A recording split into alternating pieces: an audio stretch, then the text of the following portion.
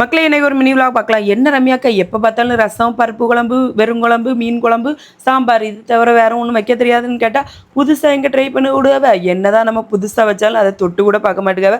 எப்போ பார்த்தாலும் ரசத்தை கொண்டா, மீன் குழம்பு கொண்டா. இதை தவிர நம்ம ஏதாவது புதுசாக ட்ரை பண்ணோம்னா நம்ம மட்டும் தான் சாப்பிட வேண்டியதாக இருக்குது. இங்கே வேற பயங்கர சூடாக இருந்துச்சா, என்னால் காலங்காத்திலே ஒரு ரசத்தை வச்சாச்சு. ரசத்தை வச்சுட்டு சந்தைக்கு போய் மீன்களும் வாங்கிட்டு வந்து அவசரமாக அந்த சட்டிகளை பறக்கி வைக்கும்போது எனக்கு பிடிச்ச ஒரு சட்டி உடஞ்சிட்டு மக்களே. சட்டி உடஞ்சோடனே என் மனமே உடஞ்ச மாதிரி ஆகிட்டு. உன்னை இந்த மண் பொருட்கள் ரொம்ப பார்த்து பத்திரமா ஹேண்டில் பண்ணணும். அது உடஞ்சினா நம்ம மனசே அன்னைக்கு ஃபுல்லாக சரியே இருக்காது.